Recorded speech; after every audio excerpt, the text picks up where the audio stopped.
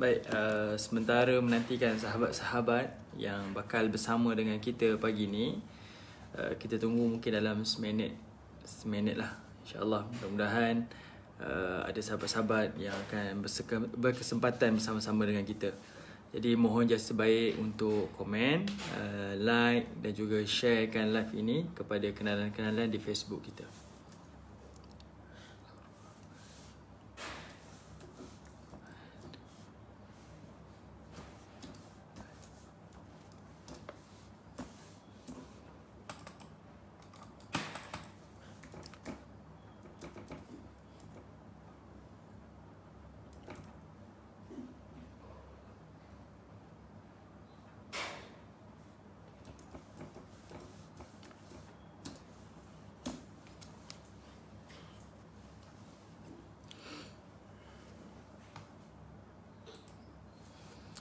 Okey, baik, insya-Allah. Bismillahirrahmanirrahim. Alhamdulillahirabbil alamin. Nahmaduhu wa nasta'inuhu wa nastaghfiruh wa na'udzu billahi min syururi anfusina wa min sayyiati a'malina. May yahdihillahu fala mudilla lahu wa may yudlil fala hadiya lahu. Asyhadu an la ilaha illallah wahdahu la syarika lahu wa asyhadu anna Muhammadan abduhu wa rasuluh. Allahumma himna rushdina wa'idna min syarri nafsina. Rabbi zidna ilman nafi'an warzuqna fahma. Allahumma fahman nabiyyin wa hifzal mursalin wa ilhamal malaikatil muqarrabin birahmatika ya arhamar rahimin. Subhanaka la ilma lana illa ma 'allamtana innaka antal alimul hakim. Wa la hawla wa la quwwata illa billahil aliyyil azim. Amma ba'. Alhamdulillah. Pertamanya kita syukur pada Allah Subhanahu Wa Taala di atas kesempatan masa yang Allah izinkan kepada kita dan juga diberikan kita nikmat kesihatan untuk sama-sama kita berada dalam majlis ilmu di atas talian. Mudah-mudahan Allah Subhanahu Wa Taala akan melimpahkan kebaikan, kerahmatan, ketenangan dan juga keberkatan dalam kehidupan kita. Apatah lagi tuan-tuan, ibu-ibu, ayah-ayah dirahmati Allah, kita sedang melakukan amal soleh di dalam bulan-bulan yang disebut sebagai bulan-bulan haram, yang mana setiap kebaikan yang dilakukan di dalam bulan haram akan digandakan, dilipat gandakan pahala dan kebaikannya. Dan setiap dosa yang dilakukan di dalam bulan-bulan haram akan digandakan juga azab dan juga dosanya. Jadi mudah-mudahan dengan asbab kita berada di dalam bulan haram dan dalam keadaan kita sedang beramal soleh, duduk dalam majlis ilmu, kita sama-sama berhajat dan berdoa kepada Allah. Semoga Allah Subhanahu Wa Taala mencatatkan ini sebagai pahala di sisinya dan akan menggandakan pahala di sisi Allah Subhanahu Wa Taala.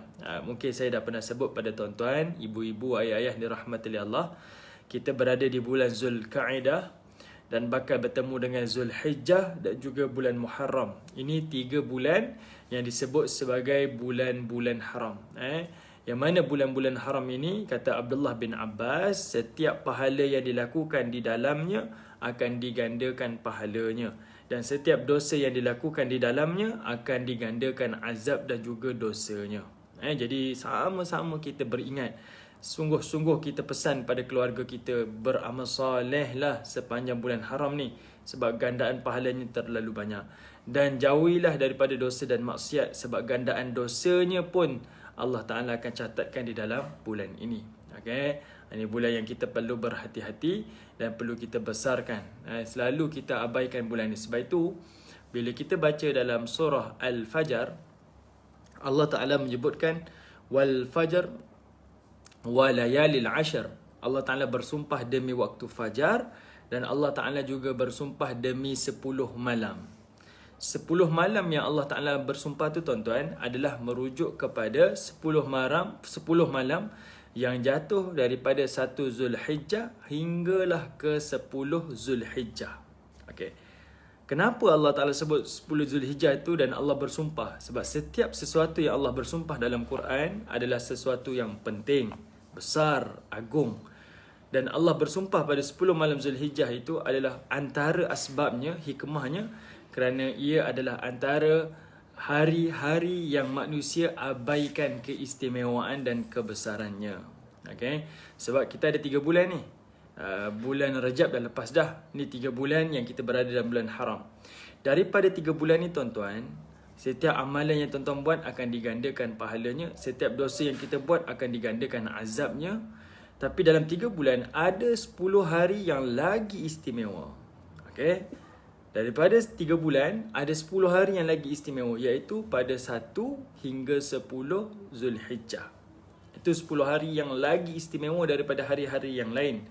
Sebab itu sahabat Nabi SAW pernah sebut dalam satu hadis, kata Nabi SAW, beribadah pada 10 hari awal Zulhijjah itu adalah ibadah yang paling dicintai di sisi Allah Subhanahu wa taala. Tidak ada pada hari-hari yang lain. Itu hari yang paling Allah cintai ibadah yang dilakukan, 1 hingga 10 Zulhijjah.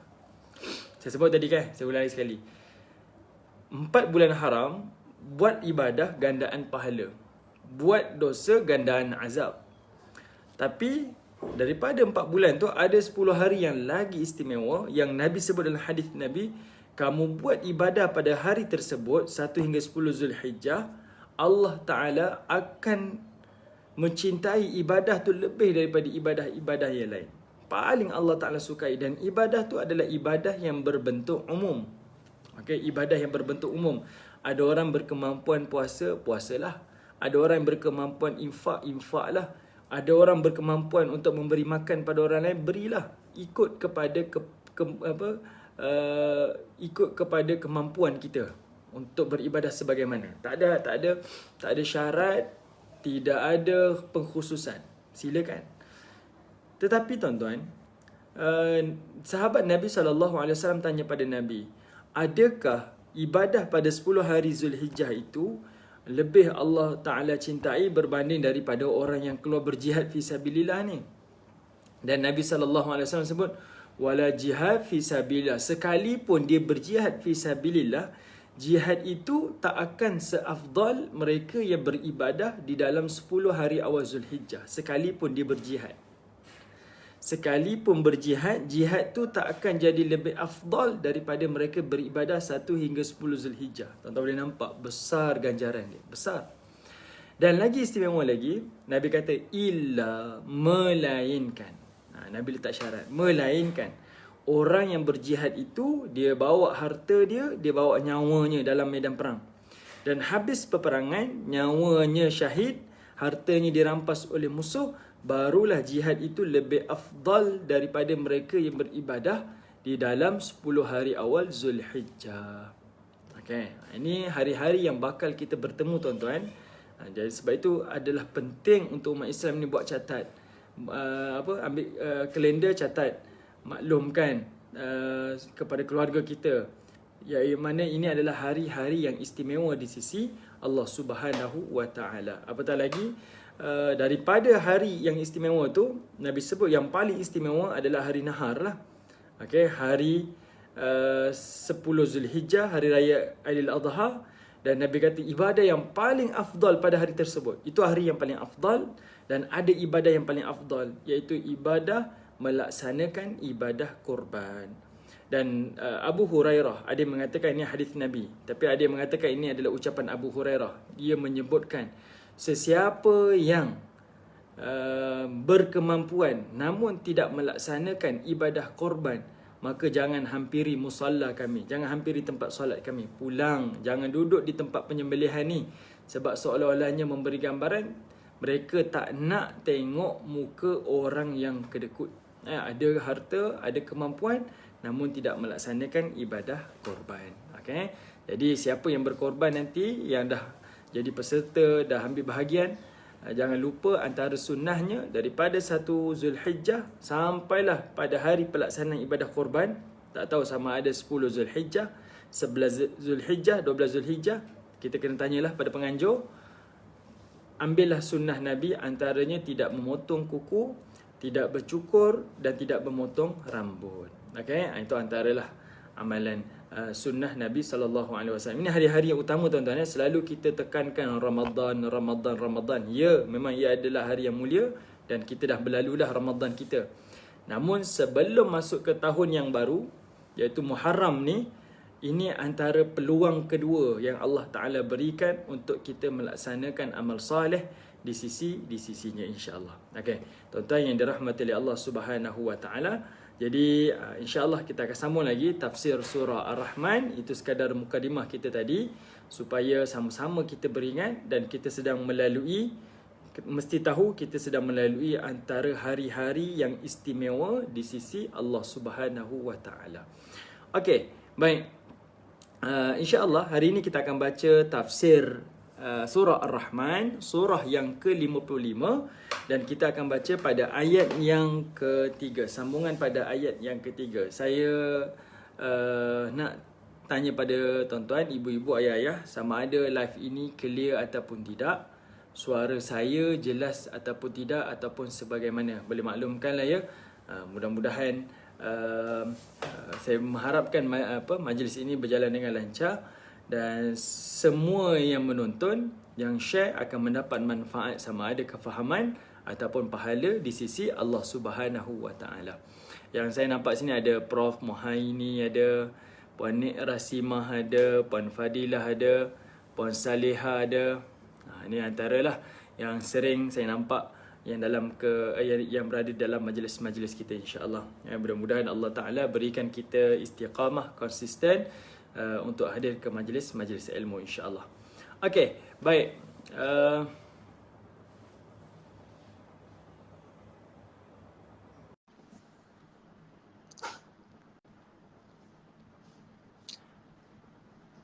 Kejap ya.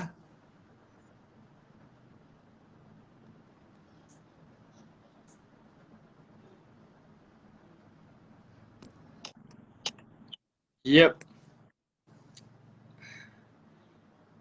Okay. Baik. Mungkin Abang Syam nak test power lah tu kot. Siapa yang nak berinteraksi, mungkin nak keluar daripada live ini, nak muncul, boleh nanti add je saya, nanti saya akan approve. Jadi saya dah nampak dia punya button dia, boleh approve. Mungkin kita boleh bertanya, bersoal jawab dan sebagainya, insya-Allah. Okey.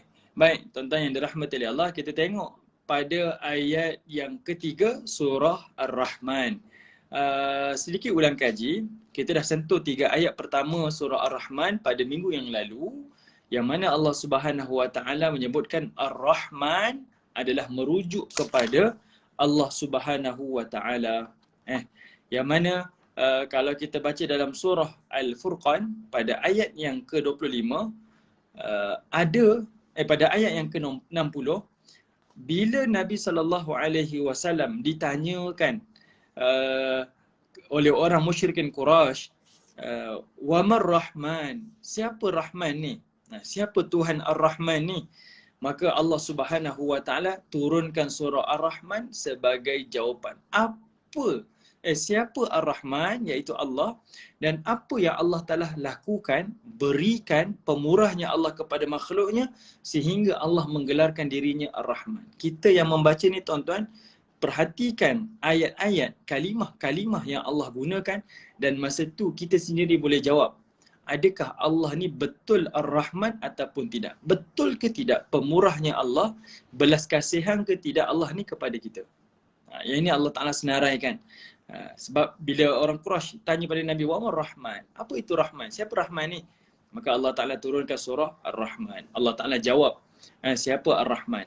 Dan kita akan tengok antara nikmat yang paling besar dan pemurahnya Allah kepada manusia, Allah mulakan nikmatnya iaitu Allamal Quran. Allah mengajarkan makhluknya dengan Al-Quran.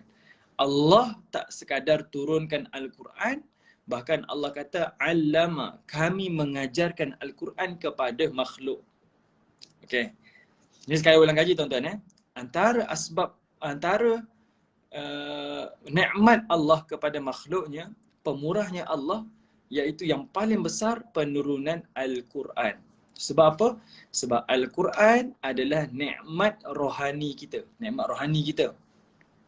Selain dari nikmat-nikmat yang lain, nikmat yang paling utama adalah nikmat rohani. Sebab Al-Quran menyelamatkan kita daripada sesat di dunia dan akan menyelamatkan kita daripada azab di hari akhirat. Sebab itu Allah mulakan ayat kedua, nikmatnya adalah Al-Quran. Yang lagi istimewa, Allah tak sebut kalimah nazzalal Quran. Allah kata aku tak turunkan sekadar Al-Quran, tapi Allah kata allamal Quran. Aku mengajarkan Al-Quran. Allah turunkan Al-Quran pun dah kira nikmat tuan-tuan. Dah kira baik dah. Tapi Allah kata, aku tak sampai tahap tu. Bukan sekadar turun sahaja dan lepas tangan. Tapi kata Allah, allamal Quran. Aku yang turunkan Quran dan aku yang mengajarkan Al-Quran. Ada manusia dapat manfaat daripada Quran. Ada manusia betul-betul dia tadabbur, dia rasa kemanisan Al-Quran. Ada manusia yang lepas daripada azab kubur, azab api neraka kerana Al-Quran. Ada. Okay. Jadi Allah sebut allamal Quran. Itu nak tunjukkan betapa pemurahnya Allah. Okay. Dia tak sekadar bantu turunkan Al-Quran, bahkan dia mengajarkan kita dengan Al-Quran. Nikmat yang kedua yang Allah berikan kepada manusia iaitu khalaqal insan. Allah Ta'ala lah yang menciptakan manusia. Okay. Itu nikmat tuan-tuan. Sebab bila Allah kata khalaqa, dialah yang menciptakan manusia. Dalam masa yang sama kita faham iaitu Allah Ta'ala bukan sekadar menciptakan kita, bahkan Allah akan memenuhi keperluan kita. Okay, dan itu adalah sifat pemurahnya Allah Subhanahu Wa Ta'ala. Allah ciptakan kita. Dia berikan kita mata tanpa kita minta. Dia berikan kita telinga dan pendengaran tanpa kita minta. Dia berikan kita nikmat tubuh badan, pasangan, jodoh, rezeki dan sebagainya tanpa kita minta. Tapi Allah Ta'ala memberitahu bukan sekadar dia menciptakan, bahkan dia menyempurnakan dan juga dia akan memenuhi segala hajat keperluan kita. Dan itu adalah nikmat yang Allah berikan. Dan betul Allah ni adalah Ar-Rahman, Tuhan yang Maha Pemurah. Sangat pemurah, sangat penyayang. Saya pernah sebut pada tuan-tuan pada minggu yang lalu, Ar-Rahman ni jangan sekadar terjemah sebagai Tuhan yang pemurah. Tapi Ar-Rahman juga, yang selalu kita gunakan kalimah rahmat, diterjemahkan sebagai Tuhan yang Maha berkasih sayang. Kasih sayang Allah tu macam mana? Kasih sayang Allah Ta'ala kepada kita tu iaitu dia kasih dan sayang kepada kita dalam bentuk memberi perlindungan kepada kita. Kasih sayang ada orang sayang je tuan-tuan. Tapi sayangnya Allah Ta'ala ni sampai dia sayang tu sampai memberi perlindungan kepada kita. Memenuhi hajat kita dan memberi perlindungan kepada kita. Dan Ar-Rahman juga diterjemahkan sebagai cinta. Maksudnya Allah Ta'ala terlalu cintakan kepada makhluknya sampai disebutkan Allah Maha bersedia untuk memaafkan segala macam kesalahan hamba-Nya. Iaitu diterjemahkan dengan kalimah Al-Ghafur. Kan? Allah Ta'ala tu punya cinta dan pemurahnya pada kita sampai apa kesalahan makhluk yang pernah buat, dosa yang manusia pernah buat, Allah bersedia untuk memaafkan. Bersedia untuk memaafkan. Ini merujuk kepada Ar-Rahman, sifat Allah Subhanahu Wa Ta'ala. Kalau tuan-tuan nak tengok yang saya pernah sentuh, kalimah Ar-Rahman ni kita dah bincang pada minggu yang lalu. Apa beza Ar-Rahman, apa beza dengan Ar-Rahim dan sebagainya. Ini kita dah bincang dah. Okey, baik. Tengok ayat keempat terus tuan-tuan. Allah Ta'ala menyebutkan Allamahul bayan. Allah gunakan lagi sekali kalimah Allama. Allah bukan sekadar mengajarkan Al-Quran, tapi Allah kata Allamahul bayan. Dan kami juga mengajarkannya. Hu, ada hal dhamir kat situ. Kami mengajarkan kepadanya Al-bayan. Okey, baik. Allamahu, hu tu, nya tu adalah merujuk kepada Al-Insan pada ayat ketiga. Allah Ar-Rahman yang Maha Pemurah mengajarkan kepadanya, iaitu kepada manusia. Okey. Saya rasa saya dah sebut dah pada minggu lalu apa maksud Al-Insan. Kan? Al-Insan datang daripada kalimah Anisa. Okey, Anisa iaitu yang bermaksud dekat. Okey, hampir dengan Allah Subhanahu Wa Ta'ala. Maksudnya kita ni sebagai insan sebenarnya dia datang daripada kalimah Anisa. Anisa bermaksud dekat, akrab. Asal fitrah kita, kita dekat dengan Allah Ta'ala. Hampir sangat dengan Allah Ta'ala. Hampir dengan perkara-perkara kebaikan. Tapi kerana dosa kita, kelalaian kita, kejahilan kita menyebabkan kita jauh daripada Allah.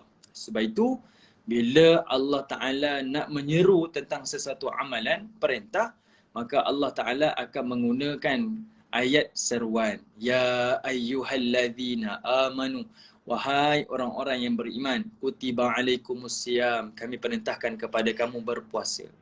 Kan, bila ada ayat perintah ibadah, mesti Allah akan sebut dengan ayat seruan. Ya ayyuhal, seolah-olahnya Allah memanggil hamba-hambanya yang jauh daripadanya untuk kembali kepada dia dengan cara melakukan sekian-sekian amalan yang Allah perintahkan. Kamu berpuasa, kamu akan dapat takwa. Kamu dirikan salat, kamu akan tercegah daripada keji dan mungkar, fahsya wal munkar dan sebagainya. Ini antara yang Allah Ta'ala sebut di dalam Al-Quran. Baru kita faham kenapa ada ayat-ayat seruan. Sebab kita sendiri pun bermaksud al-insan, hampir dekat dengan Allah Ta'ala. Okey, baik. Sekarang Allah kata allamahul bayan. Allah mengajarkan kepada manusia al-bayan. Tuan-tuan kalau boleh catat-catat. Kalimah al-bayan ada 3 tafsiran. Al-bayan ada 3 tafsiran. Pertama, al-bayan itu bermaksud membezakan yang halal dan juga yang haram. Allah mengajarkan makhluk ni, kita ni, perbezaan di antara halal dan juga yang haram. Ada beza. Kita sendiri maklum. Macam mana kita maklum? Sama ada melalui Rasul, sama ada melalui Al-Quran, sama ada, yalah, itu antara kita punya sumber. Dan yang utamanya adalah daripada pengajaran. Kita tahu ini perkara yang haram, ini perkara yang halal dan sebagainya. Al-lamahul bayan. Al-bayan pertama, kita dapat membezakan yang halal dan juga yang haram. Al-bayan yang kedua bermaksud iaitu Allah mengajarkan kita pengetahuan tentang semua perkara. Okey, pengetahuan tentang semua perkara. Kita dapat ilmu dalam semua perkara. Itu namanya al-bayan. Ketiga yang menjadi pegangan para ulama tafsir iaitu Allah Ta'ala mengajarkan manusia al-bayan, bercakap. Pandai berbicara. Al-bayan maksudnya bercakap ataupun pandai berbicara. Allah lah yang mengajarkan kita. Okey, baik. Cumanya tuan-tuan, kenapa Allah tak gunakan kalimah allamahul kalam? Kalam maknanya pandai bertutur, bercakap. Tapi Allah kata allamahul bayan. Al-Imam Ibn Kathir dalam tafsir dia kata al-bayan adalah pandai berbicara, pandai bercakap. Antara yang disebutkan oleh Ibn Kathir, kenapa al-bayan diterjemahkan sebagai pandai bercakap, bertutur, adalah kerana ayat sebelum itu Allah Ta'ala bicara tentang allamahul Quran. Maknanya bayan itu menerangkan Allah memberi ilmu kepada makhluk dia sampai makhluk dia boleh membaca Al-Quran, boleh bertutur, menerangkan isi kandungan Al-Quran. Okay. Jadi dia kata al-bayan itu merujuk kepada Allah memberi kemampuan kepada manusia untuk pandai berbicara. Okey, cumanya dekat sini tuan-tuan, kenapa tak gunakan kalimah allamahul kalam? Kenapa menggunakan allamahul bayan? Sebab al-kalam dia lebih umum. Bertutur tu lebih umum. Dan al-kalam ini Allah Ta'ala juga berikan pertuturan ni, mampu berkomunikasi ni adalah kepada semua makhluk. Sama ada makhluk yang berakal macam kita dan juga makhluk yang ghaira akil. Misalnya seperti mana burung, seperti mana haiwan-haiwan ternakan, haiwan-haiwan liar, ikan-ikan dan sebagainya. Mereka ni pun ada bahasa komunikasi mereka, pertuturan mereka. Maka itu namanya al-kalam. Tapi manusia, Allah bukan berikan al-kalam. Allah berikan pada mereka al-bayan. Nampak? Itu ketinggian dia. Apa beza dia? Kalau al-kalam, dia ada bahasa pertuturan. Tapi kalau al-bayan, dia bukan sekadar pandai bertutur, bahkan dia boleh menjelaskan. Dia boleh menerangkan, dia boleh explain. Itu kelebihan yang Allah berikan kepada manusia. Hebat tuan-tuan.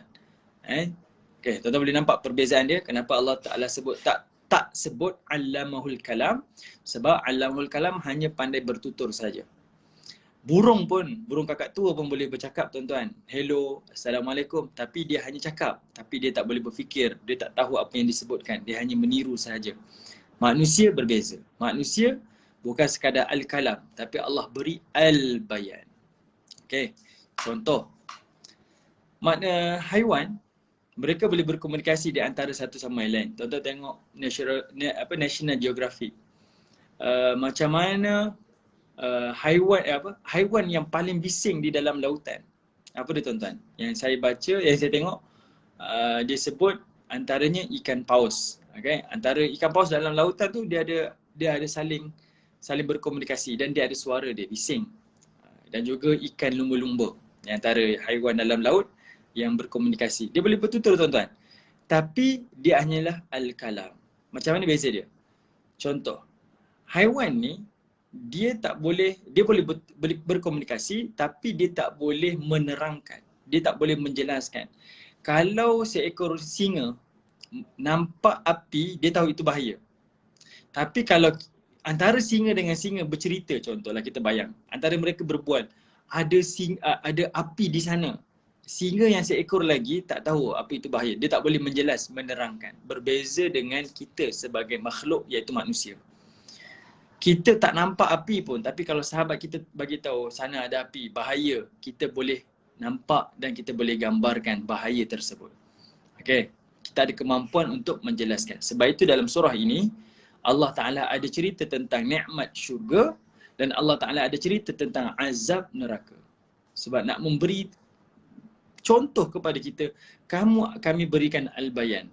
Boleh menjelaskan dan boleh membayangkan. Kamu tak nampak pun tapi kamu boleh faham apa yang diterangkan. Itu kelebihan yang Allah berikan kepada manusia. Dan manusia kalau fikir, betul sungguhlah Allah ni Ar-Rahman. Saya baca dalam satu kitab Al-Imam Al-Baihaqi tuan-tuan. Kitab ni dia berbicara berkaitan tentang akidah. Dia kata macam mana kita nak menzahirkan Allah Ta'ala tanpa melihatkan Allah. Macam mana nak melihat Allah tanpa melihat Allah. Macam mana? Dan kata Imam Al-Baihaqi, diriwayatkan satu cerita. Cuma dia tak beritahu. Dalam kitab ni, kitab ni ada kat depan rumah. Dia tak beritahu sama ada kisah ni sahih ataupun tidak. Tapi kata Imam Baihaqi, diceritakan kepadanya ketika ada manusia berhujah, golongan-golongan liberal berhujah dengan Imam Asy-Syafi'i berkaitan tentang kewujudan Allah, dan kata Imam Syafi'i antara bukti wujudnya Allah adalah melalui suara kita. Adalah melalui suara. Belum bertutur lagi tuan-tuan, belum bercakap. Suara saja dah membuktikan kebesaran Allah. Sebab kalau manusia ni tak bertuhan, kita ni diciptakan wujud dengan sains. Kalau tuan-tuan jumpa dengan golongan-golongan etis ni yang tak percaya Tuhan ni, dia kata semua berlaku ni adalah dengan sains. Pertembungan lah, black hole lah, macam-macam lah, Big Bang lah sebagainya. Dia kata semua ni, kalau kita ni adalah tercipta secara sains, suara kita tak ada perbezaan. Suara kita tak ada perbezaan. Contohlah, seorang manusia cipta satu robot. Suara robot ni tuan-tuan, dia tak ada perbezaan. Dia akan sama sahaja suaranya. Kan? Dia punya laras bahasa dia, tone dia, bunyinya sama. Daripada satu robot ke satu robot yang lain, semuanya sama bunyinya. Tidak ada perbezaan. Tapi beza dengan manusia. Setiap manusia bunyi suara yang berbeza. Dia punya graf suara pun berbeza. Tune dia berbeza. Dan di situ menunjukkan kebesaran Allah. Sebab semua manusia takkan sama. Berbeza sama sekali. Berbeza. Bahkan kita pejam mata, kita dengar suara tu, kita tahu ni suara anak saya ke, suara pasangan kita ke, suara adik-beradik kita, kita boleh detect, kita boleh cam. Dan itu menunjukkan kebesaran Allah Ta'ala. Tapi Allah Ta'ala sebut sini, Allamahul Bayan. Aku bukan sekadar berbicara tentang suara, tapi sekarang aku mengajarkan kamu bertutur dan menerangkan, menjelaskan. Kamu cakap, explain, orang boleh faham, orang boleh dengar. Itu satu nikmat pemurahnya Allah Ta'ala. Okay, boleh tuan-tuan Alright. Ini antara yang Allah Ta'ala berikan kepada manusia. Sebab itu tuan-tuan, Quraisy bila dia mencabar pada Nabi SAW, Muhammad, kamu betul ni Rasul, tunjukkan kepada kami mukjizat. Tunjukkan, mana mukjizat kamu? Mana kerasulan kamu? Tunjukkan. Seolah-olahnya Allah Ta'ala nak bagi tahu pada Nabi, nak bagi tahu pada musyrikin Quraisy dan kepada kita. kamu tak perlukan berhajat untuk melihat mukjizat Nabi. Tak perlu aku tunjukkan mukjizat Muhammad untuk kamu beriman. Tak perlu. Cukup kamu tengok apa yang kamu nampak hari ini, cukup itu membuktikan keimanan kepada Allah Ta'ala dah. Maknanya tak payah perlu tengok Nabi belah bulan, tak perlu tengok air keluar daripada jari jemari Nabi, tak perlu tengok Nabi pergi ke rumah Jabir. Kan? Yang mana Nabi pergi rumah Jabir, makan, kemudian makanan tak sudah-sudah masa dalam peperangan Khandaq. Tak perlu pun. Kamu tengok diri kamu pandai bertutur, boleh explain, boleh bercakap. Cukup itu menggambarkan kebesaran Allah dan kewujudan Allah. Pemurahnya Allah. Okay? Yang ini yang disebutkan pada ayat yang keempat. Boleh? Tuan-tuan yang dirahmati oleh Allah. Mungkin boleh respon, boleh komen supaya saya nampak tuan-tuan bersama dengan saya. Oh, hari ini Puan Shima tak ada. Dimaklumkan kepada saya Puan Shima kurang sihat. Dia berada di Subang Jaya Medical Center. Sama-sama kita doakan supaya beliau cepat sembuh dan berada sama-sama dalam majlis kita, insya-Allah. Okey, baik. Boleh tuan-tuan? Mungkin ada yang boleh respon, boleh komen. Ada yang perlu saya explain lagi sekali, ulangi lagi sekali, tak ada masalah. Saya boleh, tak ada masalah. Kita pun tak rushing apa-apa, insya-Allah. Okey. Jadi pada ayat yang keempat memberi pengajaran pada kita, Allah bukan sekadar memberikan kita kemampuan bersuara, ada suara, bahkan Allah Ta'ala memberikan kita, mengajarkan kita mampu bertutur dan menerangkan. Bahkan manusia tuan-tuan boleh tulis buku, boleh tulis kitab. Okey, Puan Huda, waalaikumsalam. Oh, itu video last week. Okey, baik. Alright. Bahkan manusia bertutur tuan-tuan bukan sekadar dengan lidah, bahkan manusia boleh berkomunikasi dengan tulisan. Yang Allah Ta'ala sebut, Allama bil qalam, allamal insana ma lam ya'lam. Dalam surah Al-Alaq kan Allah Ta'ala sebut. Allah mengajarkan dengan pena. Melalui tulisan pun kita boleh explain. Manusia mampu tulis tesis. Kemudian manusia bertutur, bercakap melalui kod programming. Ini pun satu kemampuan tuan-tuan. Okay, macam mana komputer yang kita tengok ni baru first layer. Dia ada second layer, third layer. Yang belakang-belakang ni programmer saja yang tahu, yang boleh baca. Ada kod-kod dia, ada interaksi komunikasi dia yang kita pun tak tahu. Dan di situ adalah ilmu yang Allah berikan kepada kita. Kalau kita kata kita tak ada bertuhan, tak wujudnya Tuhan dan ini adalah kemampuan manusia dan berlaku secara sains, kita pun boleh fikir itu adalah perkara yang sangat mustahil dan tak logik. Okay? Itu adalah perkara yang mustahil dan tak logik. Sebab Allah Ta'ala sebut ini antara nikmat pemurahnya Allah kepada manusia. Okey, lagi tuan-tuan. Allah Ta'ala sebut lagi. Pada ayat yang kelima, apa lagi pemurahnya Allah? Kata Allah, Asy-syamsu wal qamaru bihusban. Iaitu Allah menjadikan matahari dan juga bulan bihusban. Okey, tuan-tuan perhatikan kalimah bihusban. Okey, Puan Salihah kata alhamdulillah jelas. Okey, alhamdulillah. Baik, tengok ayat kelima, kalimah bihusban. Bihusban datang daripada kalimah hisab, ha sin ba, iaitu pengiraan. Okey. Okey. Dia daripada kalimah ha sin ba. Kita selalu sebut ilmu hisab, ilmu matematik, pengiraan. Dalam bahasa yang lain disebut sebagai al-addu. Al-addu, kiraan. Okey, kiraan. Tapi kenapa Allah gunakan kalimah husban, ba, alif, nun. Kat situ, ba, alif, nun.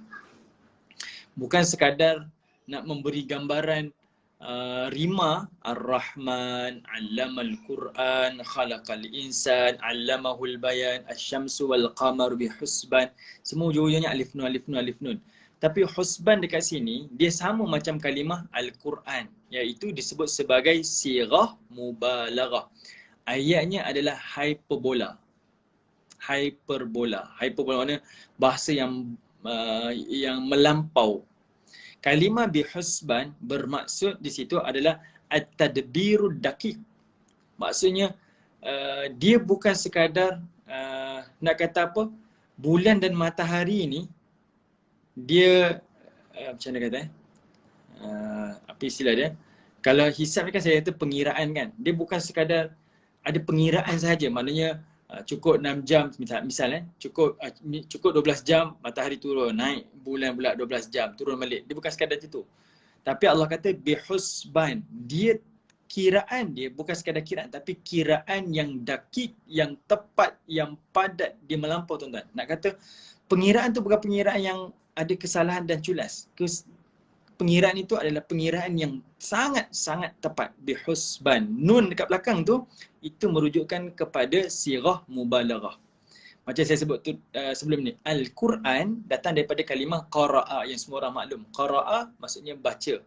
Tapi bila Allah kata kitab ni namanya Al-Quran, dia menggunakan sirah mubalaghah yang melampau. Maksudnya kitab yang dibaca berulang-ulang kali bacaannya. Mesti dibaca berulang-ulang kali. Sama ada daripada generasi dahulu sampai ke hari ini terus dibaca tanpa ada yang berhenti daripada membaca. Ataupun beri maksud seorang manusia nak faham Quran mesti baca secara berulang-ulang baru dia faham. Sekali baca tak berapa nampak apa yang diterangkan, tapi dah berulang-ulang baca, Allah berikan hidayah, Allah berikan hikmah, baru diberikan kefahaman. Okey. Al-Quran ada nun dekat belakang tu kan. Kenapa ada penambahan alif nun dekat belakang? Samalah dengan kalimah bihusban. Dia bukan sekadar nak kata Quran dan matahari ni dia bergerak dengan kiraan sahaja, ada kiraan-kiraan dia, tapi kata Allah bihusban, kiraannya sangat-sangat tepat. Hitungannya, dia punya perjalanan dia sangat-sangat tepat.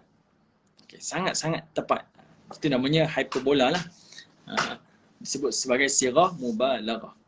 Dan ini kita boleh tengok dari sudut ilmu sains, ilmu falak, memang terbukti yang mana alam ni dia duduk di tempat yang sangat tepat. Bintang, bulan duduk di tempat yang sangat tepat.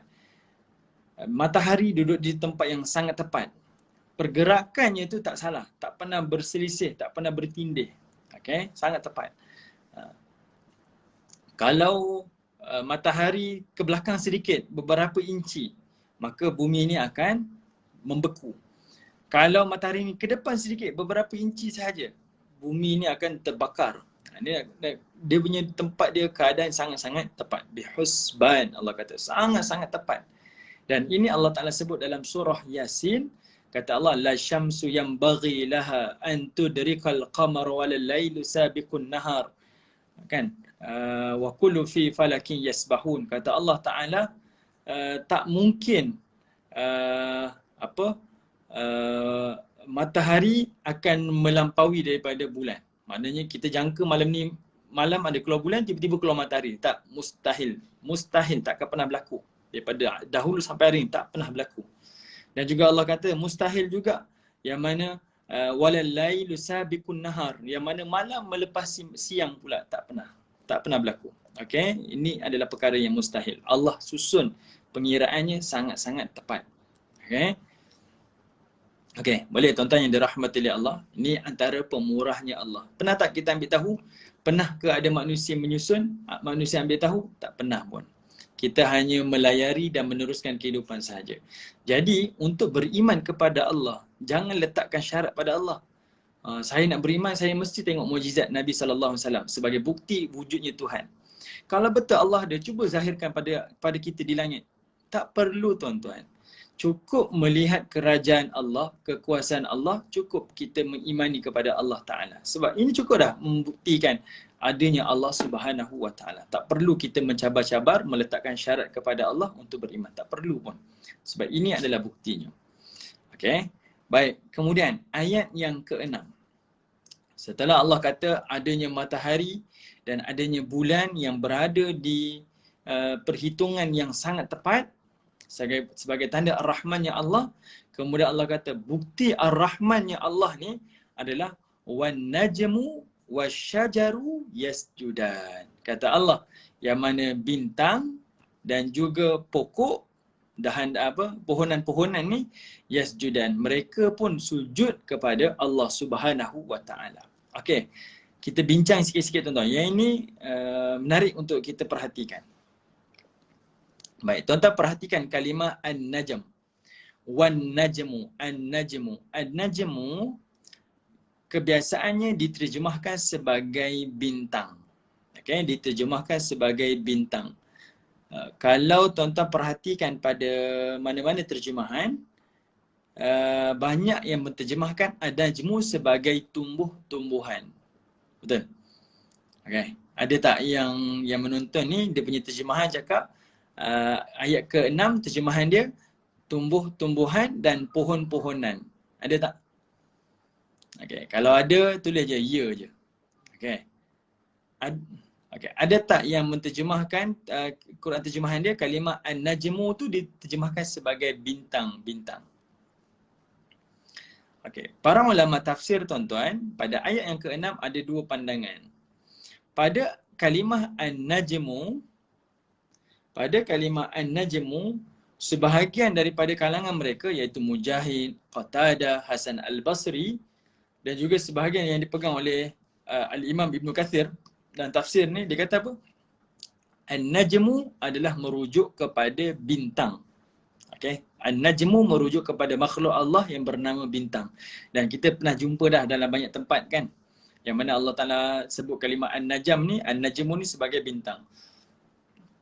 Tetapi kalau tengok pada Abdullah bin Abbas, kalau kita tengok kepada Sufyan al-Thawri dan juga Imam At-Tabari ni, yang mutabar yang besar-besar ni, dia kata tak, an-najmu bukan bintang, tapi an-najmu ni adalah tumbuh-tumbuhan, iaitu pokok-pokok yang tak berdahan. Okey, tuan-tuan dengar sungguh-sungguh Okey, saya ulangi sekali. Ada dua pandangan tuan-tuan. Tengok, pandangan yang pertama yang dipelopori oleh Al-Imam Ibn Kathir, Hasan al-Basri, ulama-ulama besar, dia kata an-najmu merujuk kepada bintang. An-najmu merujuk kepada bintang. Okey. Manakala asy-syajaru tu adalah bermaksud pokok. Kan? Asy-syajaru bermaksud pokok. Tapi sebahagian daripada kalangan ulama, yang majoritinya, dia kata apa? An-najmu diterjemahkan sebagai tumbuh-tumbuhan. Ini dipegang oleh Ibnu Jarir At-Tabari, Imam At-Tabari, Abdullah bin Abbas, sahabat dekat dengan Nabi ni. Dia kata an-najmu ni bermaksud tumbuh-tumbuhan, iaitu pokok-pokok yang tak berdahan. Apa pokok-pokok tak berdahan ni tuan-tuan? Sayur-sayuran, salad, apa lagi? Buah tembikai ini. Kitanya buah-buahan ke sayur-sayuran, tumbuh-tumbuhan yang tak berdahan. Tak ada dahan, dia menjala sahaja. Itu namanya an-najm. Manakala asy-syajaru iaitu pohon-pohon, pokok-pokok yang berdahan. Ada beza Baik. Kenapa yang mengatakan ini adalah pokok-pokok yang tak berdahan? Yang sebagian ni kata bintang. Kalau Al-Imam Ibn Kathir, dia kata apa? An-najmu adalah merujuk kepada bintang sebab itu kebiasaan. Memang an-najm ni adalah bintang. Okay? Kita pun namakan anak kita sebagai Najmi kan? Bintangku. Macam itulah. Antara yang dipegang oleh Al-Imam Ibn Kathir, kenapa an-najm ni adalah bintang? Sebab ia berturutan dengan ayat sebelum tu. Ayat sebelum tu, pada ayat yang ke-5, Allah cerita tentang asy-syamsu, matahari, dan juga Allah Ta'ala bercerita tentang al-qamaru, iaitu bulan. Jadi ayat berikut Allah kata an-najmu, merujuk pada bintang. Jadi benda tu masih lagi berturutan, bersambung lagi cerita dia. Okey, boleh? Okey, jadi benda tu tak berselisih tuan-tuan, tak ada perbezaan pun. Cuma pandangan mereka, tafsiran mereka berbeza sahaja. Okey. Manakala yang Abdullah bin Abbas pula kata an-najmu ni adalah pokok yang tak berdahan, asy-syajaru adalah pokok yang berdahan pun tak ada perbezaan juga. Tidak adalah nak kata lari sangat maksudnya. Sebab di antara pohon yang tak berdahan dengan pohon yang berdahan pun perkara yang membuktikan kebesaran dan keagungan Allah. Sebab dalam kalangan masyarakat Arab, mereka juga menggelarkan tumbuh-tumbuhan yang tak berdahan tu diberi gelaran sebagai an-najm. An-najmu. Manakala pokok-pokok yang berdahan kita panggil asy-syajaru. Artinya kalau pokok duku, pokok rambutan, pokok durian, maka panggil asy-syajaru. Tapi bila sebut pokok, apa kita kata? Kita sebut pokok tembikai. Kita dah sebut pokok tembikai kan? Kita buah tembikai ni macam mana? Dia menjala, dia tak ada batang dia, tak ada pokok dia. Buah anggur tak ada batang dia, bahan dahannya. Maka mereka digelar sebagai kategori an-najmu. Ini dipegang oleh Abdullah bin Abbas. Okey. Baik, tuan-tuan yang dirahmati oleh Allah Subhanahu wa taala. Okey. Satu lagi persoalan. Kenapa Allah Taala pairkan, pasangkan bintang dan juga pokok? Kenapa tuan-tuan? Macam tak kena. Selalu kita bulan dan matahari, siang dan malam. Bintang dengan apa tuan-tuan? Apa kita selalu pasangkan? Bintang dengan apa? Oh, Puan. Okey. Puan Nik Rasima dia kata terjemahannya sebagai tumbuh-tumbuhan. Memang majoritinya An-Najmu terjemahkan sebagai tumbuh-tumbuhan. Tuan-tuan selalu kita terjemahkan apa? Bintang dengan apa? Bulan, matahari, siang, malam, bintang. Bintang dengan apa? Tapi kenapa Allah Ta'ala memasangkan bintang dan juga pokok? Kenapa? Kenapa? Okey. Baik, ada yang boleh jawab? Kenapa Allah Ta'ala pasangkan bintang dan juga pokok? Apa signifikan dia bintang dan pokok ni? Okey, tuan-tuan tunggu sekejap Sekejap.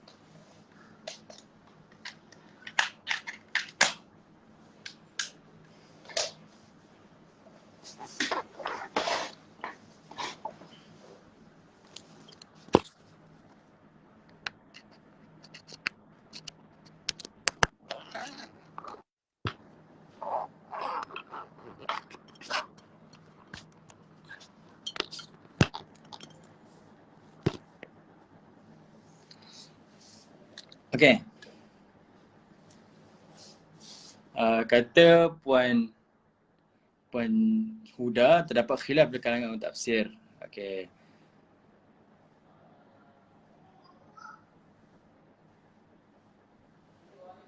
Okey, Puan Huda mungkin melihat pada tafsir terjemahan kan, betul kan? Tafsir Ibnu Kathir terjemahan, betul. Ini antaranya lah. Pohon tegak di atas akar dan batangnya. Manakala Mujahid, Qatadah, Hasan Basri, bermakna adalah bintang yang ada di langit. Okey. Okey, baik. Ini antara perbincangan para ulama lah. Dia kata An-Najmu bintang, merujuk pada bintang, dan juga An-Najmu merujuk kepada tumbuh-tumbuhan yang tidak berdahan, tidak berbatang. Okey, yang menjala dengan akar. Okey, baik. Sekarang ni soalan saya, kalau kita kata An-Najmu ni bintang, seperti mana Ibnu Katsir kata ini adalah bintang, antara hujahnya iaitu sebab ayat sebelum tu bicara tentang bulan dan juga matahari. Maka ia berturutanlah dengan bintang. Cuma soalnya sekarang, kenapa Allah Ta'ala pasangkan bintang dan juga pokok? An-Najmu wa syajaru. Dalam bahasa kita, bintang ni selalu dipasangkan dengan apa ya? Saya minta maaf, saya bertanya sungguh ni. Saya tak ingat dan tak tahu. Bulan dan matahari, apa lagi? Siang dan malam, pagi petang. Kalau bulan, kalau bintang dengan apa ya? Tapi okey, di sini tuan-tuan dengar. Kenapa Allah Ta'ala memasangkan bintang dan juga pokok? Antaranya iaitu di sini Allah Ta'ala nak memberitahu kepada kita berkaitan perkara yang berada di langit iaitu bintang dan juga yang berada di bumi iaitu pohon-pohon. Kedua-duanya taat dan sujud kepada Allah Ta'ala. Okay, dua-dua ni adalah makhluk Allah dan dua-dua ini adalah sujud kepada Allah Subhanahu wa Ta'ala. Sama ada makhluk yang berada di langit maupun makhluk yang berada di bumi, dua-dua sujud dan taat kepada Allah. Maknanya bintang tu sebagai mewakili makhluk yang berada di langit. Pohon-pohon adalah merujuk kepada makhluk yang mewakili di bumi. Dua-dua menyembah dan sujud kepada Allah Subhanahu wa taala. Okey, jelas. Okay. Sebab itu Allah Taala menyebutkan An-Najm dan juga Allah sebut Asy-Syajar. Sebenarnya tuan-tuan, banyak kali Allah ulang pasangan bintang dan juga pokok ni. Antaranya di dalam surah Al-Hajj ayat yang ke-18. Yang ni tuan-tuan boleh tengok nanti. Saya tak sentuh lah. Allah Ta'ala disebut tentang pokok. Allah juga sebut tentang bintang. Dua-dua sujud kepada Allah Subhanahu Wa Ta'ala. Ini sebagai wakil. Makhluk berada di langit dan juga makhluk yang berada di bumi. Okey. Yang kedua tuan-tuan. Kenapa Allah Ta'ala mewakili langit itu dengan bintang dan mewakili makhluk di bumi ini dengan pohon-pohon? Kenapa pula tuan-tuan? Saya bertanya ni tuan-tuan adalah untuk berkongsi pandangan supaya kita maklum kalimah-kalimah yang Allah pilih ni bukan kalimah yang saja-saja. Dia tak ada kesalahan tuan-tuan. Ni kita keimanan. Ia adalah Al-Quran. Ni Al-Quran ni. Dia tidak ada kesalahan dan tidak ada kesilapan. Setiap pemilihan kata, huruf, bahkan baris, tidak ada satu pun kesilapan. Dan kita akan nampak ia bukan datang daripada manusia. Manusia kalau mengarang satu buku tuan-tuan mesti ada kesalahan. Mesti ada. Jangan cakap satu tuan-tuan, banyak. Bahkan ada datang version yang kedua lah, second version, third version, fourth version, macam-macam. Versi-versi tu bertambah-tambah kan. Ada je pembaharuan yang akan dibuat. Tapi beza dengan Quran. Tidak ada perubahan satu pun. Okay. Allah menggunakan, mewakili bintang sebagai makhluk di langit dan juga pohon sebagai makhluk di bumi sebab dua-dua makhluk ini adalah makhluk yang dimuliakan oleh bangsa Arab. Mereka, bangsa Arab pada zaman Nabi ni, yang duduk sezaman ni, masa penurunan Al-Quran, mereka adalah masyarakat yang pada waktu malam akan sentiasa melihat kepada bintang. Sama ada menjadikan bintang sebagai penunjuk arah, okay, menjadikan bintang sebagai penunjuk arah kalau mereka bermusafir, nak berdagang, ataupun mereka melihat ataupun hiburan mereka pada waktu itu adalah dengan melihat bintang-bintang. Dia berbeza dengan kita lah, hiburan kita berbeza. Hiburan mereka dahulu adalah dengan alam, melihat pada bintang-bintang. Manakala pohon-pohon ini adalah satu kenikmatan, kemuliaan bagi mereka. Sebab mereka duduk di satu tempat yang kering, gersang. Jadi pohon-pohon ni adalah satu kenikmatan. Ada pohon, kalau mereka berdagang, ada satu pohon-pohon, mereka akan jadikan pohon-pohon ini sebagai tempat rehat, tempat mereka berlindung dan sebagainya. Ini tuan-tuan boleh tengok dalam sirah Nabi, bila Nabi keluar Sariyah ataupun Ghazwah dalam peperangan, di tempat-tempat yang ada pohon-pohon menjadi tempat persinggahan dan Nabi SAW akan berehat di kawasan-kawasan tersebut. Okay. Jadi ada dua sebab kenapa dipairkan kalimah An-Najm dan juga kalimah Asy. Salah satunya adalah kerana ni dua makhluk yang mulia di mata Arab zaman dahulu. Dua-dua ni sentiasa dipandang, diperhatikan oleh orang-orang zaman tersebut. Yang kedua adalah mewakili makhluk yang berada di langit dan juga makhluk yang berada di bumi. Okey. Baik, dan Allah kata An-Najm Asy-Syajar yasjudan. Dua-dua makhluk ni sujud kepada Allah. Seolah-olahnya Allah Ta'ala nak cakap dengan musyrikin Quraisy yang duk persoalkan Wamar Rahman, siapa Tuhan Rahman? Allah kata, bintang yang kamu berhajat pada dia untuk berdagang, melihat arah, kamu memerlukan dia. Bintang itu pun sujud kepada aku. Kenapa kamu tak sujud pada aku? Kamu yang berhajat kepada bintang. Bintang tu berhajat pada aku sebab aku yang menciptakan dia. Dia pun sujud dan patuh kepada aku. Kenapa kamu wahai manusia tak sujud pada aku? Seolah-olah macam tu. Pohon-pohon yang kamu berhajat kepada dia sebagai tempat perlindungan, tempat berehat, bahkan mungkin kamu makan daripada hasilnya. Pohon itu pun sujud kepada aku, taat kepada aku sebagai Tuhannya. Kenapa kamu wahai manusia tak boleh taat dan sujud kepada aku? Seolah-olahnya seperti itulah yang Allah Ta'ala nak sampaikan kepada kita. Okey. Dan kalimah yasjudan adalah merujuk kepada dua benda ni sujud kepada Allah Subhanahu Wa Ta'ala. Sujud dekat sini tuan-tuan, kalau kita bincang, ia bukanlah sujud seperti kita sujud. Okey. Kita makhluk sujud. Tapi makhluk dia, kalimah sujud dekat sini adalah sujud dalam bentuk majazi. Okay. Sujud yang berbentuk majazi, iaitu iaitu bermaksud khudu', tunduk dan patuh kepada peraturan-peraturan Allah Ta'ala. Bintang, apa-apa yang berlaku pada bintang, pergerakannya, dia jatuh ke, ada berlaku tahi bintang dan sebagainya, meteor ke apa, ia berlaku semuanya atas ketetapan dan peraturan Allah. Itu tanda dia sujud pada Allah. Pohon-pohon pun seperti itu. Dia tidak akan menjala, tak akan keluar, tak akan berbuah, tak akan memecahkan tanah, berakar umbi dan sebagainya, melainkan ia mesti mengikut peraturan dan kehendak Allah. Itu maksudnya. Ya, sujudan dekat sini adalah berbentuk majazi. Okey, dia bukan bermaksud hakiki. Bukan nak kata sujud-sujud sungguh, pokok sujud sungguh, bintang sujud sungguh. Wallahu alam. Saya tak pandai nak bicara sama ada pokok sujud sungguh ataupun bintang sujud sungguh. Boleh jadi ya, sebab ia takkan mustahil di sisi Allah Subhanahu wa taala. Takkan mustahil. Okey, cuma yang kita boleh kata dia adalah juga berbentuk majazi. Macam mana berlaku pada pohon dan juga bintang, semuanya tunduk kepada kehendak dan peraturan Allah. Okey. Baik. Kalau tuan-tuan perhatikan ayat 1, ayat 2 tadi Allah cerita tentang Quran. Ayat 3, 4 Allah cerita tentang manusia. Ayat 5, 6 Allah cerita tentang alam.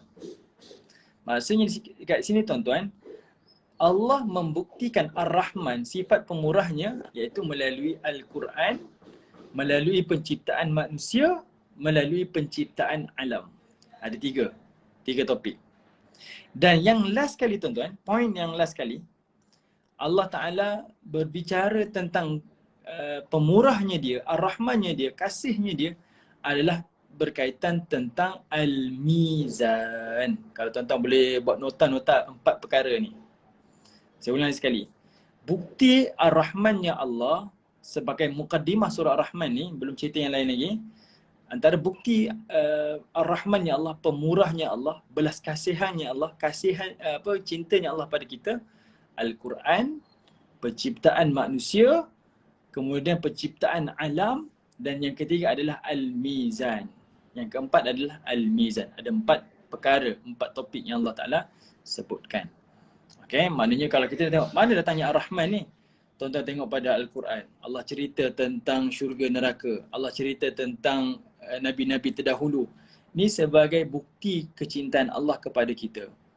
Allah Ta'ala nak selamatkan kita daripada azab neraka. Allah Ta'ala nak masukkan kita dalam syurga. Yang ini Allah berikan surat-surat cinta. Kita sebut Quran ni sebagai surat-surat cinta daripada Allah. Ialah seorang ibu tuan-tuan, bila dicerita kamu tak belajar, nanti kamu gagal dalam hidup, adakah itu sebagai satu kebencian? Tak. Ibu mengingatkan kita, menasihatkan kita dengan ada kalanya ancaman-ancaman supaya kita sedar, kita buat ni salah, teguran-teguran. Ada kala ibu cerita tentang nikmat-nikmat itu adalah sebagai motivasi, galakan kepada kita. Sama dengan Quran, sama. Okey. Yang kedua, Allah Ta'ala nak sebutkan pemurahnya dia iaitu dengan penciptaan makhluk. Kita nak tengok pemurahnya Allah, tengok pada penciptaan kita. Kita akan nampak Allah Ta'ala sangat-sangat pemurah. Okey. Nak tengok pemurahnya Allah, tengok juga pada penciptaan alam. Banyak penciptaan alam membuktikan pemurahnya Allah. Okey. Walaupun Allah di sini hanya sebut tentang matahari, tentang bulan, tentang bintang dan juga pokok, tapi tuan-tuan boleh fikirkan lebih jauh daripada itu. Matahari adanya proses penguapan daripada lautan, sungai, tasik. Adanya matahari, air itu naik, uap pergi ke awan jadi mendung, kemudian pergi ke tempat lain, turunnya air hujan. Itu perkara-perkara yang membuktikan pemurahnya Allah Subhanahu wa taala. Itu kaitan-kaitan dia lah. Walaupun Allah hanya mewakili tentang matahari, bintang, bulan dan juga pohon-pohon. Okey? Baik. Maknanya dengan memerhati alam, kita akan nampak bukti Ar-Rahmannya Allah. Yang keempat tuan-tuan, Allah Ta'ala berbicara tentang Al-Mizan. Al-Mizan Allah sebut 3 ayat. Ayat ke-7, ayat ke-8, ayat yang ke-9. Saya tengok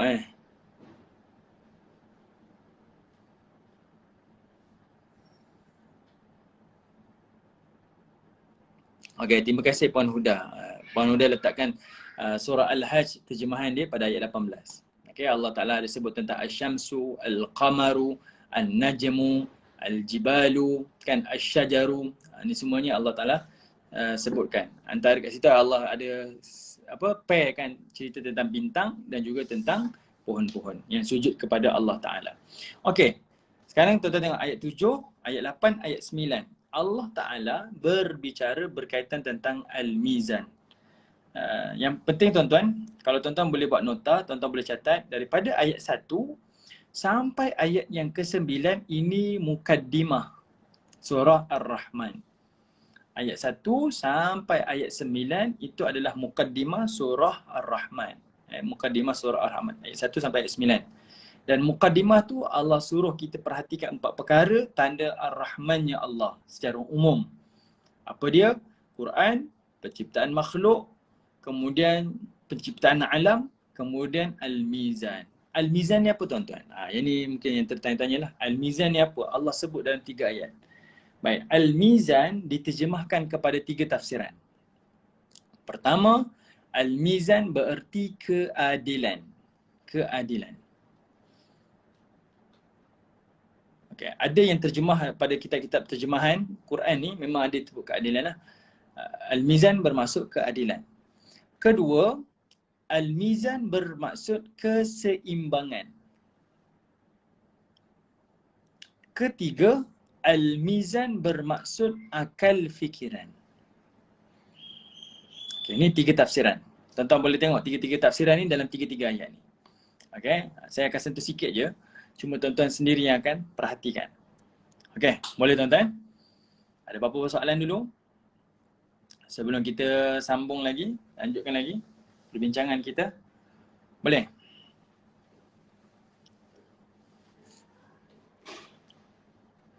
Okay. Kalau boleh tuan-tuan, perhatikan.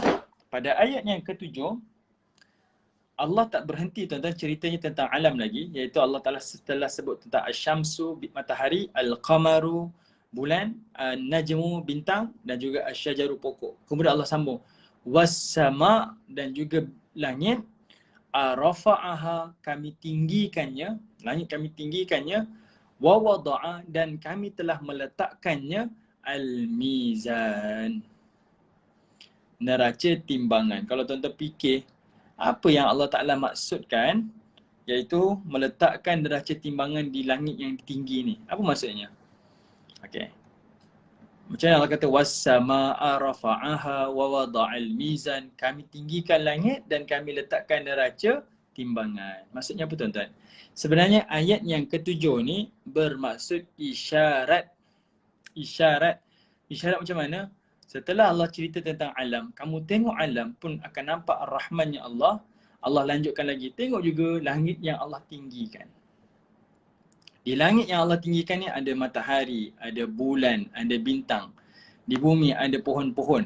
Maknanya antara langit dan bumi ni ada kaitannya. Tak ada langit, tak adalah bumi.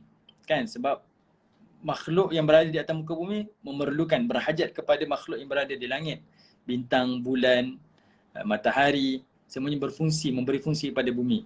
Ini saya tak bicara lah tuan-tuan tentang fotosintesis lah, tentang pemewajawapan lah, penguapan ni semua. Ni kita belajar sains dulu. Berhajat ke situ. Dan Allah kata was-samaa'a rafa'aha, dan kami tinggikan langit itu.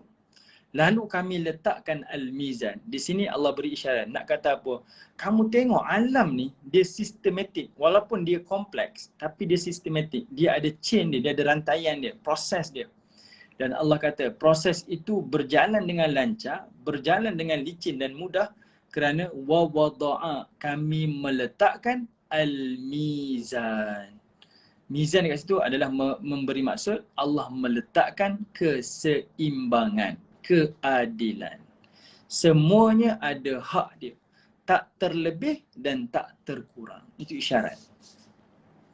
Okay, itu adalah isyarat daripada Allah Ta'ala. Macam mana alam ni tersusun, berjalan dengan sistematik, berjalan dengan lancar, sebab semuanya Allah telah letakkan mizan, neraca pada mereka semua.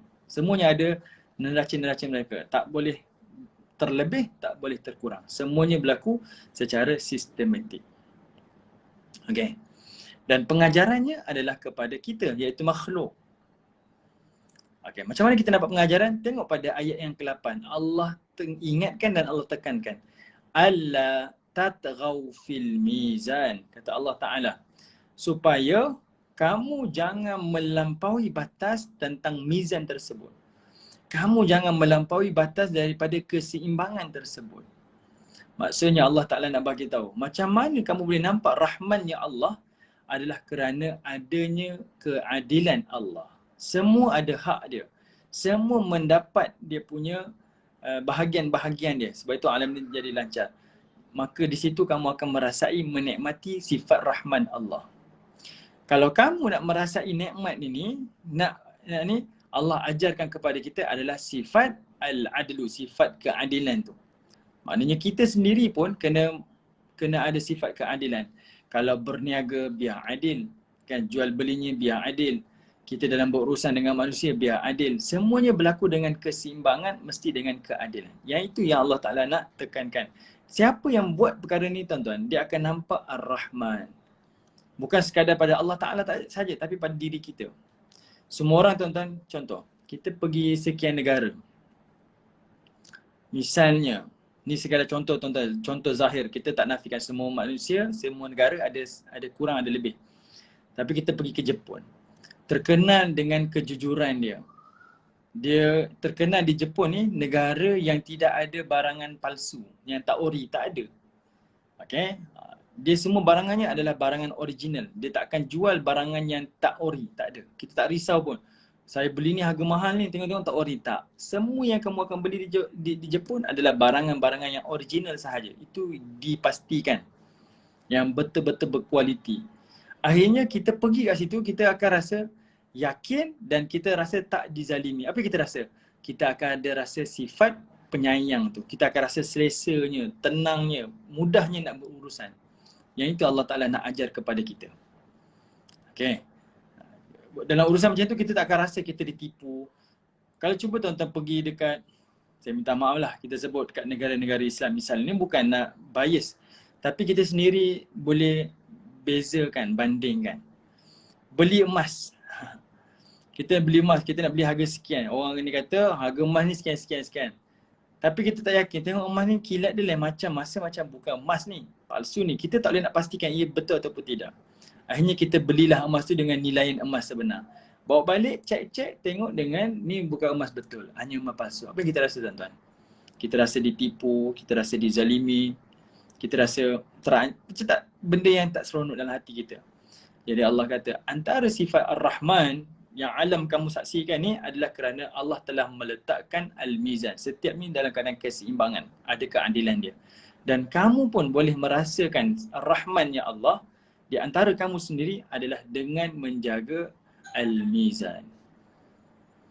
Okay, dengan adanya sifat keadilan, adanya sifat keseimbangan dalam semua hal, semua perkara, dalam urus niaga, dalam hal-hal yang berkaitan tentang semua hal lah. Jangan ada yang melampaui batas. Sebab itu Allah pesan, alla tatghaw fil mizan. Jangan zalim dan jangan melampaui batas. Okay? Kamu langgar batas, habis. Semua akan rosak. Okay? Semua perkara yang akan rosak. Sebab itu, kalau pergi ke Jepun tak perlu risau. Pergi beli dekat kedai-kedai tepi-tepi jalan pun kita tak risau. Semua barangan yang dijual adalah barangan yang original. Yang ini saya nak bagi tahu lah. Sekadar nak cakap, kalau kita menjaga amanah seperti itu, orang akan lebih tenang dan selesa berurusan dengan kita. Kan? Dan ini yang berlaku dan ini yang Allah Ta'ala tekankan di dalam Al-Quran. Sekarang ni tuan-tuan, kita pergi Mekah pun beli buah kurma pun kita takut. Kan? Macam saya berurusan jual kurma kan. Orang tanya, ni kurma ajwa ni betul ke tanah haram ni? Kita nak cakap macam mana? Ya betul, takkan saya nak cop ini kurma tanah haram. Tapi kenapa orang bertanya? Sebab pernah memang dah ada kes orang menipu. Ada kurma ajwa jual sampai RM30, RM20. Kenapa? Dia bercampur dengan buah yang dah rosak, kurma yang kecil, yang rejected. Memang ada. Sebab tidak ada keadilan dekat situ. Ketidakseimbangan tu berlaku. Jadi orang berurusan, orang rasa tak senang. Orang rasa tak suka, orang rasa tak selesa. Betul? Okay? Jangan cakap berurusan di Malaysia tuan-tuan. Sampai ke Mekah pun kita macam tu juga. Duk bergaduh, duk minta kurang. Kenapa pergi kedai ni ya? Kedai tu saya tak percayalah. Dia kata ini ajwa alia ni. Katanya ni ajwa tanah tinggi ni. tanam dekat Kubah. Tapi tanya orang ni, dia kata tak, ini tanah halal punya kurma, macam-macam. Macam-macam kes. Okay. Kita sendiri rasa tak selesa dengan perbuatan tersebut. Jadi Allah pesan, semua yang kamu nampak kerana kami telah letakkan mizan. Dan itu pengajaran kepada kamu. Okey, baik. Kemudian tuan-tuan, setelah pada ayat ke-8 Allah kata jangan melampaui batas. Jangan menzalimi ni, melakukan kezaliman ni. Kemudian pada ayat yang ke-9 Allah kata wa aqimul wazna.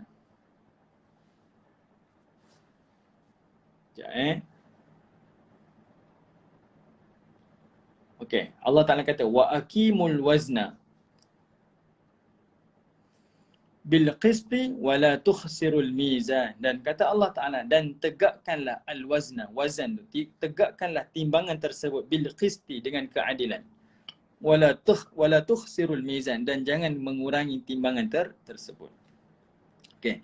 Iaitu Allah Subhanahu wa taala kata semua yang kamu saksikan dalam alam ni semuanya telah disusun dengan seimbang dan seadil-adilnya, penuh dengan kebenaran. Kamu sendiri menjadi saksi. Tengoklah pergerakan matahari, bulan, bintang, langit, siang, malam, semuanya dalam keadaan seimbang. Dan pelajari daripada perbuatan tersebut.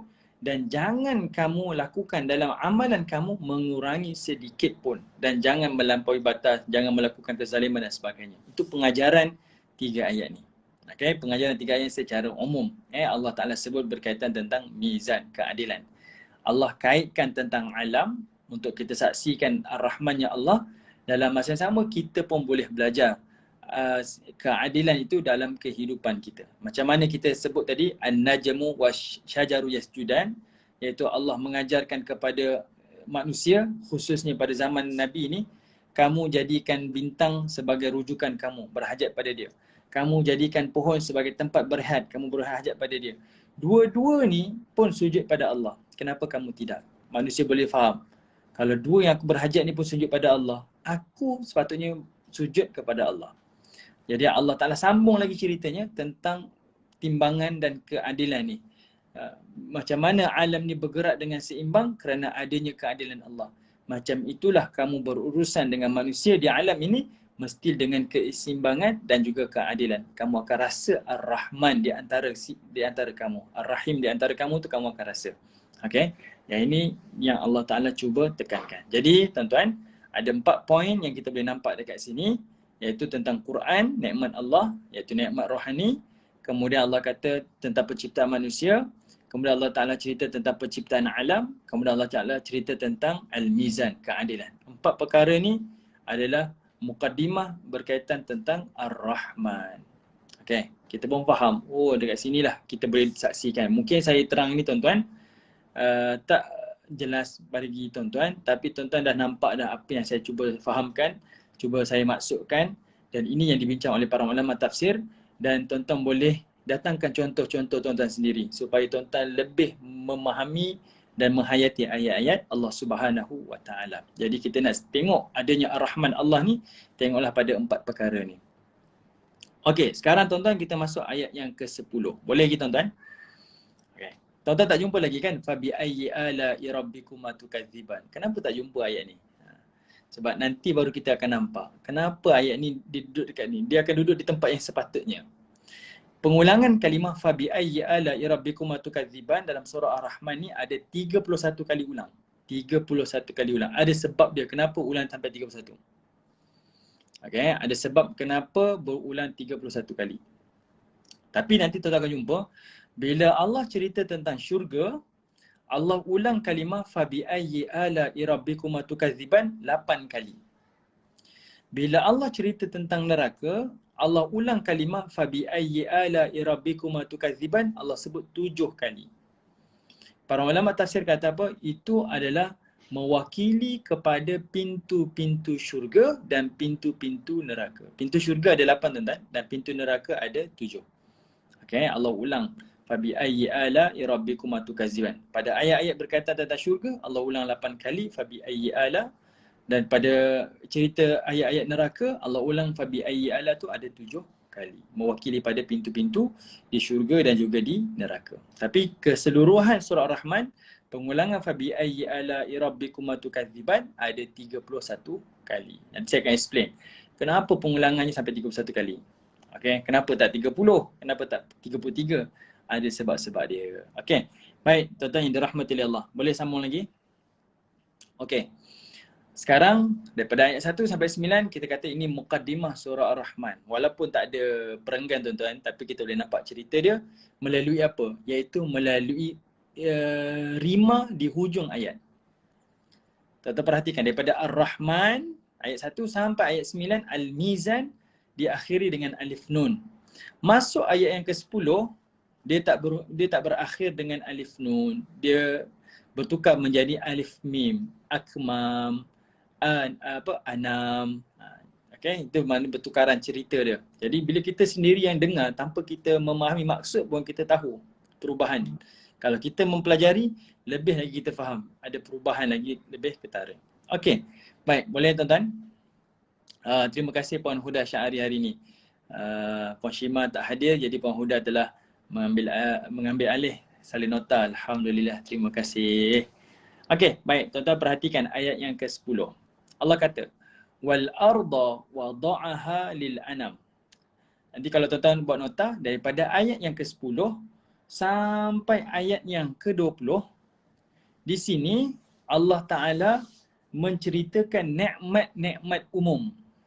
Okey, daripada ayat 10 sampai ayat 20, Allah ceritakan tentang nikmat-nikmat umum. Allah detailkan apa nikmat Ar-Rahman, apa yang Allah Ta'ala Ar-Rahman yang pemurah ni telah lakukan kepada manusia ni. Apa yang Allah Ta'ala telah buat ni. Okey, dan kita sendiri akan mengiyakan apa yang Allah telah lakukan. Ni nikmat-nikmat, dan nikmat-nikmat ni adalah umum. Dan nikmat ni tuan-tuan ada dua jenis. Satu, ada nikmat yang Allah berikan tanpa kita usaha. Tak minta, tak buat pun Allah beri. Yang kedua, ada nikmat yang kita usaha baru kita dapat. Okey, yang kita usaha baru kita dapat. Ada dua jenis nikmat. Nikmat yang kita tak usaha tapi kita dapat. Nikmat yang kedua, nikmat yang kita usaha baru kita dapat. Ini Allah sebut daripada ayat 10 sampai ayat yang ke-20. Okey. Baik, ayat yang ke-10 perhatikan. Allah kata apa? Wal arda wada'aha lil anam. Kata Allah Subhanahu wa taala, dan Allah telah meratakan bumi ini lil anam, untuk makhluknya. Okay, Allah kata bumi ni Allah telah ratakan untuk makhluknya. Makhluk Allah ni Allah dah, antara nikmat yang paling besar iaitu Allah Ta'ala telah meratakan bumi ini untuk kita. Walaupun bumi ini bersifat sfera tuan-tuan, hampir bentuk sebulat. Sfera ni tak komplit dah bulatnya, tapi kita rasa bumi ini rata. Kenapa kita rasa bumi ini rata? Sebab kerana luasnya dataran ini Allah telah lapangkan dia, luaskan dia sampai kita rasa rata. Tapi tak menafikan bumi ini bulat. Kita naik kapal terbang pun bila kita pusing satu bumi ni tuan-tuan, kita akan nampak, kita terbang daripada Jepun, kita akan jumpa Amerika. Kemudian jumpa benua Arab kan, benua Afrika. Jumpa benua Arab, jumpa balik Malaysia, jumpa balik Jepun. Pusing saja, satu arah, kita akan pusing balik. Kalau dia rata, sudah tentu dia tidak akan berpusing. Okay, itu satu. Yang kedua, kalau tuan-tuan pernah baca, pernah tonton dan pernah merasai, tuan-tuan pergi ke Burj Khalifa. Ni antara, tak tahulah sekarang dah ada bangunan yang paling tinggi tak daripada Burj Khalifa. Di Dubai, ada bangunan yang paling tinggi, Burj Khalifa.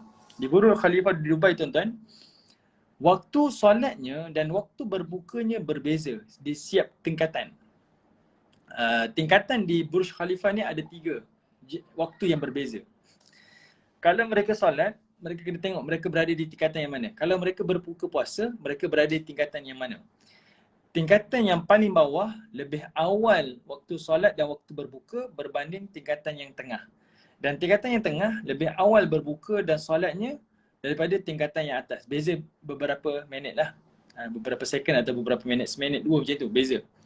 Walaupun duduk dalam satu tingkatan, satu tempat, tapi berbeza. Sebab apa? Sebab mereka yang berada duduk di bawah tuan-tuan, tengok matahari dah terbenam waktu berbuka kan. Tengok matahari dah terbenam. Tapi mereka yang duduk di tingkat yang tengah-tengah masih lagi nampak matahari belum terbenam. Jadi belum masuk maghrib bagi untuk mereka. Mereka yang duduk di atas lagilah nampak matahari itu duduk atas lagi. Sampailah yang bawah dah tak nampak matahari, yang atas sekali mungkin nampak matahari itu dah terbenam. Itu membuktikan bumi berbentuk bulat, sfera. Okey? Tapi Allah Ta'ala kata, wal arda wada'aha lil anam, kami telah meratakan bumi ini untuk makhluk dia. Dan itu menunjukkan sifat rahmannya Allah Subhanahu Wa Ta'ala. Kita tak perlu risau pun bumi ni kukuh tak kukuh, rata tak rata, tak perlu risau. Allah telah mengkukuhkan, Allah telah meratakan, Allah telah melapangkan. Tak payah ambil tahu dah tuan-tuan, sebab itu kerja Allah Subhanahu Wa Ta'ala dan itu adalah nikmat yang Allah berikan kepada kita. Tuan-tuan tengok dalam surah An-Naba, Allah Ta'ala kata, alam naj'al arda mihada. Tak silap saya ayat yang kelima. Allah kata alam naj'al arda mihada. Bukankah kami telah menjadikan bumi ini mihada. Tuan-tuan tengok pada terjemahan surah An-Naba, kalimah mihada tu bermaksud hamparan. Dalam terjemahan bahasa Inggeris disebut sebagai kapet. Tapi kalimah mihada dia datang daripada kalimah al-mahdu ataupun mumahada, iaitu bermaksud bumi ni Allah Ta'ala menjadikan seperti buaian. Ni nikmat Allah. Bumi ni Allah jadikan sebagai buaian. Maksudnya apa? Kalau seorang bayi baring di atas buaian tu akan beralun. Apa yang baby tu akan rasa? Dia akan rasa selesa, dia akan rasa tenang, dia akan rasa bahagia, lena, diulit mimpi kan? Ni baby yang duduk dalam buaian. Allah kata bumi ni sifatnya macam buaian. Kamu manusia sampai dan duduk saja di bumi, tak perlu apa-apa. Kamu sangat-sangat selesa. Kamu akan rasa macam welcoming lah datang ke bumi ni. Semua nikmat, keperluan kami sediakan. Hanya duduk dan menikmati sahaja. Okay? Kenikmatan tu boleh dirasai. Okay. Jadi kita yang menjadi saksi pun merasakan tuan-tuan, memang Allah Ta'ala jadikan alam ni bukan sekadar terbentang, bukan sekadar lapang, tapi segala keperluan dan juga kehendak kita Allah Ta'ala telah sediakan, penuhi di muka bumi ni. Tubuh ni memerlukan kepada zat C lah, vitamin A lah, vitamin C, vitamin D, macam-macam vitamin. Allah siapkan keperluan-keperluan itu pada makanan-makanan yang ada di atas muka bumi ni, tanpa berhajat kepada perkara-perkara yang lain. Okay? Seorang bayi yang baru lahir memerlukan pada susu yang ada laktosa tu kan, susu ibu tu, tak perlu usahakan pada perkara yang lain. Susunya, keperluannya telah dipenuhi oleh Allah Subhanahu Wa Ta'ala. Okey. Baik, tuan-tuan yang dirahmati oleh Allah. Sekarang Allah kata wal arda wada'aha lil anam. Bumi ni Allah ratakan dan Allah kata lil anam. Lil anam. Anam dekat sini tuan-tuan adalah, kalau tengok pada kamus Mu'jam, kamus Arab ni, dia kata adalah merujuk kepada al-bashar. Yang ini yang dipegang oleh Abdullah bin Abbas. Al-anam ni merujuk kepada makhluk, semua makhluk Allah yang disebut sebagai makhluk yang akil lah, yang berakal. Okey, ataupun makhluk yang bernyawa. Allah Ta'ala memberikan, melapangkan nikmat ni. Maksudnya atas muka bumi ni bukan sekadar manusia saja dapat nikmat. Walaupun khusus untuk manusia cerita ni, surah Rahman ni. Tapi Allah kata, Rahmannya aku, bumi ni kami ratakan dia, lapangkan dia. Semua makhlukku yang bernyawa akan merasai nikmat dia. Belalangnya, ikan di lautannya, haiwan buas di hutan, haiwan-haiwan berbisanya, manusianya, burung-burung di udara, semua akan merasai nikmat. Ni nikmat yang secara umum, yang kita tak minta, Allah bagi. Okay? Dan itu adalah sifat itulah sikit sebanyak. InsyaAllah kita berhenti pada ayat yang ke-10 ini, berkaitan tentang surah Ar-Rahman. InsyaAllah ada kesempatan yang lain kita akan sambung lagi pada ayat yang ke-11 dan ayat-ayat yang berikutnya. InsyaAllah saya akan ulang lagi sekali pada ayat yang ke-10 sebelum kita masuk kepada ayat berikutnya pada minggu hadapan, InsyaAllah. Okey. Jadi terima kasih pada semua yang menonton, yang setia bersama dan juga yang share live ini di Facebook masing-masing. Semoga ada manfaat daripada ayat ini, peringatan daripada Allah, dan sama-samalah kita tadabbur dan berdoa semoga Allah Ta'ala melapangkan hati kita dan dapat hikmah dan juga ilmu daripada ayat-ayat Allah Subhanahu Wa Ta'ala, insya-Allah. Sebenarnya tuan-tuan, nikmat membaca Quran ni adalah nikmat bila mana tuan-tuan membaca sebelum subuh. Okey, ada keberkatan pada waktu tersebut. Okey. Ni kita usahakan. Kita dah baca Quran dah ni tuan-tuan. Setiap hari kita baca Quran. Tapi waktu mana yang paling nikmat yang Allah berikan baca Quran ni? Adalah waktu sebelum fardu subuh. Maksud sebelum azan subuh tu, bangun awal, selain kita beribadah, ambil waktu untuk baca Quran pada waktu tersebut. Ada keberkatan. Dan kita akan rasai dan nikmati pada waktu tersebut. Okey? InsyaAllah. Jadi mudah-mudahan kita usahakan. Semoga Allah Ta'ala beri kita petunjuk dan juga berikan kita ilmu dan hidayah. Baik. Assalamualaikum warahmatullahi wabarakatuh.